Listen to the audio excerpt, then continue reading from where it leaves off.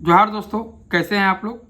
और उम्मीद है कि आप लोग अच्छे होंगे, मस्त होंगे और बहुत बेहतर रणनीति के साथ आप लोग जो है जेपीएससी मेंस की तैयारी में लगे होंगे। बहुत सारे बच्चों के मन में ये असमंजस है कि मेरा इस बार प्रीलिम्स होगा कि नहीं होगा। चलिए हम मान लेते हैं कि आपका नहीं भी होता है तो आप अगला बार तो दीजिएगा ना। तो अगला बार आप प्रीलिम्स निकाल ही लीजिएगा तो क्या कर लीजिएगा, सवाल यहीं उठता है। हमेशा हिंदी मीडियम के बच्चे लोग गलती क्या करते हैं पता है, कि हमेशा प्रीलिम्स पर फोकस करते हैं। अब प्रीलिम्स पर फोकस करने से क्या होगा ना कि आपका प्रीलिम्स तो आ जाएगा लेकिन मेंस नहीं होगा। मेंस की तैयारी ना कोई 2-3 महीना का गेम नहीं है। 2-3 महीना उसके लिए है जो पूरा करके रखा है और रिवीजन मोड में आंसर राइटिंग कर रहा है, उसके लिए 2-3 महीना है। जैसे अभी जो मैं पूरा सेशन चला रहा हूँ मेंस आंसर राइटिंग का, ये 2-3 महीना उन सब बच्चों के लिए बहुत फायदेमंद हो जाएगा जो थोड़ा बहुत पढ़ के रखे हैं जेपीएससी मेंस का। ज़्यादा नहीं, एक बार भी यदि पढ़ लिए होंगे ना तो उन लोग के लिए ना एकदम रामबाण की तरह काम करेगा। तो दोस्तों, यदि आप नए हैं या पुराने हैं, आप जो है बिगिनर हैं या फिर बहुत दिन से स्टार्टिंग से तैयारी कर रहे हैं, कोई मतलब नहीं रहता। आप लोग तैयारी मेंस का कीजिए। और अभी बहुत बढ़िया है कि मेंस का टॉपिक हम लेके आए हैं आप लोग के बीच में, और पूरा आंसर राइटिंग का। आंसर राइटिंग सबसे महत्वपूर्ण हो जाता है किसी भी एग्जाम के लिए। तो यहाँ ना हम लोग जो स्टार्ट किए थे जेपीएससी का 6 जेपीएससी स्टार्ट किए हैं, फिर 7th में जाएंगे 7 to 10 वाला में, फिर 11 से 14 में, और फिर बैकलॉग वाला। ये पूरा जो जेपीएससी का ना हम आपको आंसर राइटिंग करवा देंगे। इसमें हिस्ट्री का जो है पूरा 4 क्वेश्चन था ना, आप देख रहे होंगे, section A, section B, section C और डी, ये चारों का हम आंसर राइटिंग करवा चुके हैं दोस्तों आप लोग को। और अभी ना पेपर 3rd का ही जो है ये 4 क्वेश्चन है सबका, section A B C D का, ये चारों भी हम करवाने वाले हैं। तो पहला इसमें जो क्वेश्चन है सेक्शन ए का, ये भी हम कंप्लीट करेंगे। लेकिन इससे पहले आप लोगों को 10 क्वेश्चन जो यहाँ पे दिया हुआ है, ये 10 क्वेश्चन को हम आपको रिवीजन मरवा देते हैं तुरंत 2 मिनट में। जो 10 क्वेश्चन आया था आपका ज्योग्राफी में, 10 ऑब्जेक्टिव। किसने सर्वप्रथम यह स्थापित किया कि सभी ग्रह सूर्य की परिक्रमा करते हैं? सबको पता होगा कि निकोलस कोपरनिकस ने करवाया था। इसका पूरा हम सेशन ले चुके हैं 1547 में। दूसरा है आर्द्रता परिणाम है किसका? तो आर्द्रता जो वाष्पीकरण का है, एवोपोरेशन का है। और निम्नलिखित में से कौन सी स्थलाकृति कास्ट प्रदेश में पाई जाती है? कास्ट प्रदेश में पाई जाती है। इसका आंसर बी नंबर हो जाएगा, सिंक होल। भारत में उष्णकटिबंधीय वर्षा वन की उपस्थिति, मतलब भारत में उष्णकटिबंधीय वर्षा वन कहाँ पाए जाते हैं? तो उष्णकटिबंधीय वर्षा वन वहाँ पाए जाते हैं जहाँ 70 से लेकर 200 सेंटीमीटर के बीच वर्षा होती है। तो इसका आंसर बी नंबर होगा, उड़ीसा से लेकर छत्तीसगढ़ तक। और तीसरा जो आपको यहाँ अगला जो क्वेश्चन है, निम्नलिखित खनिजों में से भारत किस खनिज का विश्व का सर्वाधिक भंडारक है? तो इसका आंसर कोयला नहीं होगा, इसका आंसर होगा मैग्नीज। भारत में लेटेराइट मिट्टी यानी मृदा का सर्वाधिक जमाव किस राज्य में है? तो इसका आंसर हो जाएगा आंध्र प्रदेश। ऐसे इसका बेसिकली आंसर जो हो जाएगा ना तो हो जाएगा तमिलनाडु, लेकिन तमिलनाडु ऑप्शन नहीं है, इसका आंसर क्या होगा? आंध्र प्रदेश होगा। अब देखिए अगला क्वेश्चन है, भारत में कौन सा जनगणना वर्ष बृहत विभाजक या जनगणकीय विभाजक के नाम से जाना था? मतलब सबसे जो डिक्रीज हुआ था जनसंख्या का 1921 में हो गया था दोस्तों। टोडा जनजाति मुख्यतः कहाँ निवास करती है? टोडा जानते होंगे नीलगिरी की पहाड़ी क्षेत्र में पाई जाती है, और नीलगिरी की पहाड़ी क्षेत्र कहाँ है? तो तमिलनाडु में, इसका तमिलनाडु हो जाएगा। झारखंड का सबसे ऊंचा जलप्रपात जो है आपका जानते होंगे आप लोग, बूढ़ा घाघ या लोधा घाघ, जो है 143 मीटर में है, इसका हाइट है। और झारखंड में काली मिट्टी कहाँ पाई जाती है? तो काली मिट्टी जानते होंगे वैशाल चट्टान टूटने से बनती है, और ये जो है आपका राजमहल की पहाड़ी क्षेत्र में पाई जाती है। दामोदर घाटी क्षेत्र में बलुई और लाल मिट्टी पाई जाती है, और राजमहल की पहाड़ी क्षेत्र में काली मिट्टी पाई जाती है, साहेबगंज वगैरह एरिया में, पाकुड़ वाला एरिया में, और यहीं पे जो है ना आपका चना की खेती होती है। तो ये 10 क्वेश्चन था, क्विकली आपको रिविजन करवा दिया। अब सबसे महत्वपूर्ण, पृथ्वी की आंतरिक संरचना का भूकंप विज्ञान किस प्रकार प्रकाश डालता है? व्याख्या कीजिए। ये फिजिकल ज्योग्राफी का टॉपिक है। आप लोग हमेशा हम बार बार बोलते हैं कि सिलेबस अपने हाथ में रखिएगा और सिलेबस को पलटाते रहिए, क्वेश्चन कहाँ से आता है। अब देखिए सिलेबस में ना देखिएगा, यहाँ पे ये क्वेश्चन जो है ज्योग्राफी का है, और ये ना स्टार्टिंग में ही दिया है। लेसन जो है 1 देख पा रहे होंगे, तो लेसन 1 में ही यहीं पे दिया है भूकंप। यहीं से क्वेश्चन पूछा था आपका सेक्शन ए का, कि आपका पृथ्वी के आंतरिक संरचना का भूकंप विज्ञान किस प्रकार प्रकाश डालता है? व्याख्या कीजिए। अब देखिए जानते हैं दोस्तों, ये जो आप देख रहे हैं क्वेश्चन, इसका भी हम लोग आंसर राइटिंग करेंगे आप लोग के साथ, बहुत मजा आने वाला है आप लोग को। अभी पूरा क्वेश्चन आप देख रहे होंगे, इसमें इंट्रोडक्शन लिखा गया है, फिर आपका जो है पूरा बढ़िया सजा के लिखा गया है किस प्रकार पृथ्वी की आंतरिक संरचना में भूकंप योगदान है, यहाँ लिखा गया है बढ़िया से। फिगर देखिए पूरा पी तरंग का, एस तरंग का, आप देख पा रहे होंगे, बढ़िया से बना दिया गया है। फिर जो है सबको डील कर दिया गया पॉइंट पर, फिर बढ़िया से एकदम लिख दिया गया है डायग्रामिक तरीका से, और लास्ट में जो है ना कंक्लूजन में लिख दिया गया है। तो पूरा जो है आंसर राइटिंग कर दिया गया है। अब आपको जो है ये जो आंसर राइटिंग का हम आपको रिसोर्स दिखाते हैं कि कहाँ से लिया गया है। सबसे पहले ना ये किताब है भौतिक भूगोल, आप देख रहे होंगे माजिद हुसैन सर का है। और ये जो है ना आप जाइएगा वहाँ पे मिलेगा आपको पृथ्वी की आंतरिक संरचना, एकदम सेम जो क्वेश्चन पूछा है सेम आपको वही टॉपिक है। देखिए हम यहाँ से इंट्रोडक्शन लिखे हैं, देखिए लिखा भी होगा, फिर पूरा जो है इसको पढ़ें अच्छा से। बहुत सारा फैक्ट को यहाँ से लिया गया है, यहाँ से लिया गया बहुत सारा चीज़ को, ये डायग्राम वगैरह देख रहे होंगे आप। ये आपको ना बहुत ही महत्वपूर्ण किताब है आपका फिजिकल ज्योग्राफी का, तो यहाँ से बहुत सारा फैक्ट लिया गया है। फिर दूसरा आप देख पा रहे होंगे ये कि आपका विश्व भूगोल महेश कुमार बनवाल सर की किताब है, ये NCERT बेस्ड है। यहाँ से भी ना बहुत सारा फैक्ट लिया गया है। अब दिखाते हैं, इसको मोड़ के रखे थे हम। भूकंप दिख रहा है ना यहाँ पे, भूकंप और सुनामी, तो यहाँ से बहुत सारा फैक्ट को लिया गया है, बहुत सारे पॉइंट को यहाँ से डील किया गया है। ये हो गया सबसे इम्पोर्टेंट, यहाँ से जो है आपका हम 80% या 70% यदि लिए होंगे पूरा फैक्ट देख रहे होंगे। भौतिक भूगोल के मूल सिद्धांत, कक्षा 11 के लिए इतिहास की पाठ्य पुस्तक, ये NCERT बुक है, माई फर्स्ट लव करके लिखा है। NCERT के बिना तो किसी का होता नहीं भाई कुछ, तो NCERT जरूर पढ़िएगा आप लोग। अब देखिए पृथ्वी की आंतरिक संरचना, आप देख रहे हैं क्लास 11 में पूरा यहाँ पे दिया गया है, पूरा अच्छा से यहाँ पे लिखा गया है और सब यहाँ पे फैक्ट यहाँ पे दिया गया है और यहीं से लिया गया है। डायग्राम जो आप देख रहे हैं ये डायग्राम यहीं से हम बनाए हैं, पूरा डायग्राम। सिर्फ यहाँ पे क्या किया गया ना, जो प्रभाव पूछा है यहाँ प्रभाव थोड़ा अलग दे दिया है, जो हमारे जीवन में क्या प्रभाव पड़ता है ये लिख दिया गया है। यहाँ प्रभाव हमको लिखना है जो पृथ्वी की संरचना है उससे जुड़ा हुआ। तो NCERT जरूर पढ़िए, आपको टाइम मिलता है दोस्तों। तो चलिए स्टार्ट करते हैं बिना किसी देरी के आज का सेशन। सबको जोहार, और जो नए हैं भाई चैनल को सब्सक्राइब कर दीजिएगा, और जो पुराने हैं हो सके तो लाइक कमेंट जरूर कीजिएगा, और जितना हो सके उन बच्चों तक पहुंचाने का प्रयास कीजिएगा दोस्तों जिनका जेन्युइन जरूरत है। तो चलिए स्टार्ट करते हैं आज का सेशन। पृथ्वी की आंतरिक संरचना का भूकंप विज्ञान किस प्रकार प्रकाश डालता है, व्याख्या कीजिए। इस 6ठा DPSC में आया हुआ क्वेश्चन है, ज्योग्राफी का है, फिजिकल ज्योग्राफी का, सेक्शन A में ये टॉपिक पर मिल जाएगा आपको। तो पृथ्वी की आंतरिक संरचना का भूकंप विज्ञान किस प्रकार प्रकाश डालता है, व्याख्या कीजिए। ये क्वेश्चन के आंसर राइटिंग में आपको भूमिका मिलेगा। दूसरा कि क्या योगदान है, क्या प्रकाश डालता है, ये आपका जो आंसर है यहाँ पे लिखेंगे हम लोग पॉइंट के साथ पूरा अच्छा से। फिर इसमें P तरंग और S तरंग को बढ़िया से डील कर दिया गया है। तो यहाँ पे हो गया 2। पृथ्वी के अंदर की सीमाएं हम लोग जान लेंगे 3 जो जुड़ा हुआ है इससे, और अंतिम जो कड़ी होगा निष्कर्ष जो बहुत ही इंपॉर्टेंट होता है। तो ये 4-5 भाग में पूरा आंसर राइटिंग किया गया है, तो आराम से समझने का प्रयास कीजिएगा, और हो सके तो आप लोग भी साथ साथ में इसका नोट्स बनाते चलिएगा दोस्तों। भूमिका भूकंप विज्ञान जिसको कहते हैं सिस्मोलॉजी, तो यहीं पे सिस्मोलॉजी लिख दीजिएगा ताकि जो आपका एग्जामिनर होगा ना वो जानेगा कि बच्चा का नॉलेज बहुत है भाई। तो भूकंप विज्ञान यानी सिस्मोलॉजी वह विज्ञान है जो भूकंप और उनसे उत्पन्न तरंगों का अध्ययन करता है। क्या करता है कि भूकंप विज्ञान वह विज्ञान है जो भूकंप और उनसे उत्पन्न तरंगों का अध्ययन करता है।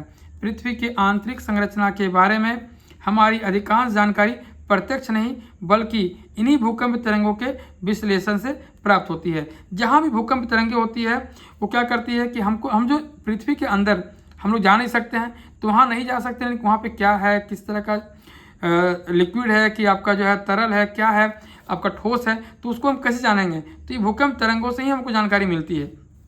इन तरंगों की गति और दिशा में होने वाला परिवर्तन पृथ्वी के घनत्व, रासायनिक संगठन और भौतिक अवस्था यानी ठोस या द्रव में बदलाव का संकेत देता है। अब देखिए पूरा बढ़िया तरीका से इंट्रोडक्शन लिख दिया गया है, कम वर्ड में, ज़्यादा में नहीं लिखना कि इन्हीं के 2-3 पेज में खाली इंट्रोडक्शन लिखना, ऐसा नहीं करना।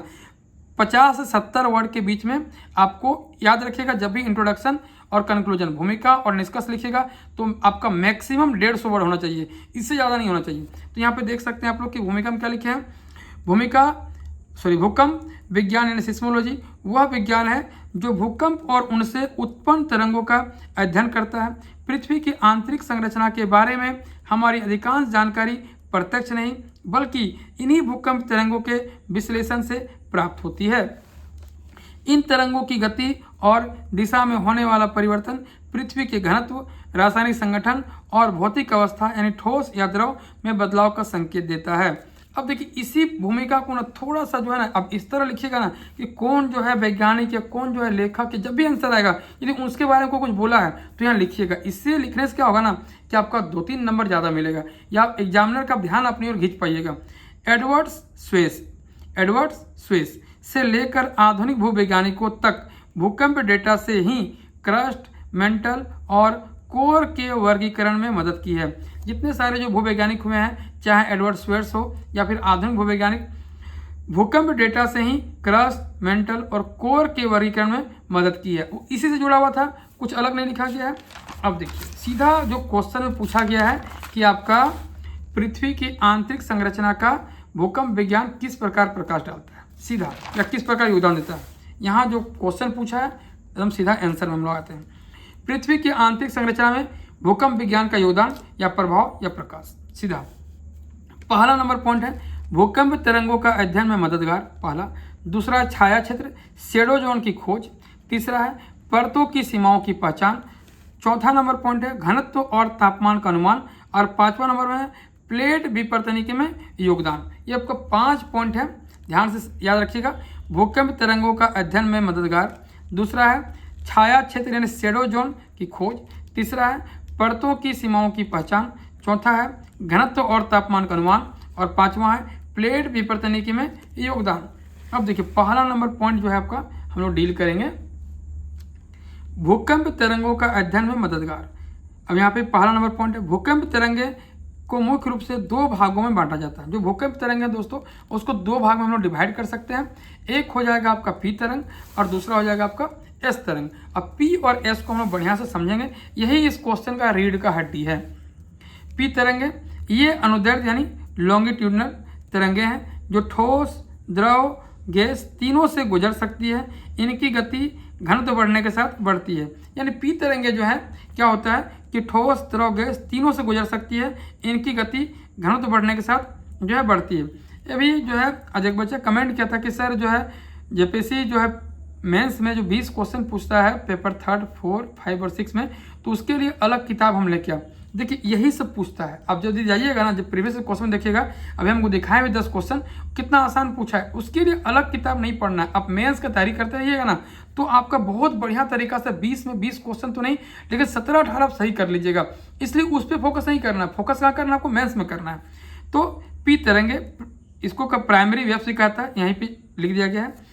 ये अनुदैर्ध्य यानी लॉन्गिट्यूडनल तरंगे हैं जो ठोस, द्रव, गैस तीनों से गुजर सकती है।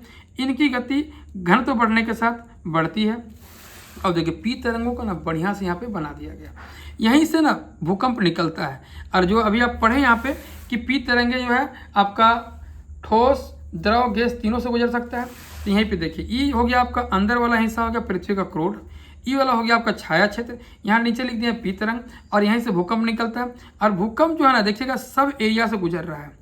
भूकंप जो क्या है सब एरिया से गुजर रहा है। बस आपको थोड़ा सा डायग्राम बना देना है। ये डायग्राम बनाने से क्या होगा ना, यदि आप आंसर राइटिंग कर रहे हैं, किसी को 22 नंबर मिला ना ऐसा ही लिखने से, और आप इस तरह का डायग्राम बना रहे हैं ना, तो आपका 27-28 तक चला जाएगा डायग्राम। ज्योग्राफी में जिस तरह आपका हिस्ट्री में ईस्वी जरूरी है, उस तरह से आपका ज्योग्राफी में आपका डायग्राम जरूरी है, फिगर जरूरी है, और आपका जाके इकोनॉमिक्स में करंट अफेयर्स बहुत जरूरी है। तो हमेशा जो है ना जब भी आप ज्योग्राफी का आंसर राइटिंग कीजिएगा तो इस तरह का डायग्राम जरूर बनाइएगा। डायग्राम बनाने में आपको 2-3 मिनट लगेगा मुश्किल से, तो आप काम कर लीजिएगा, प्रैक्टिस का चीज़ है सब बस।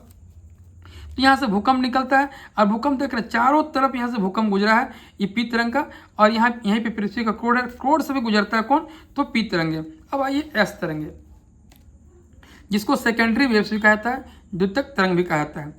ये तरंगे धरातल पर कुछ समय बाद गुजरती है। ये अनुप्रस्थ तरंगे यानी ट्रांसवर्स वेव्स हैं जो केवल ठोस माध्यम से ही गति कर सकती है। पी तरंगे क्या था कि आपका ठोस, द्रव, गैस तीनों से गुजरता है, लेकिन ये जो एस तरंग है वो केवल ठोस माध्यम से ही गुजरती है। तरल माध्यम जैसे बाहरी कोर में ये लुप्त हो जाती है। अब ना ये आप फिगर से बहुत बढ़िया समझ सकते हैं।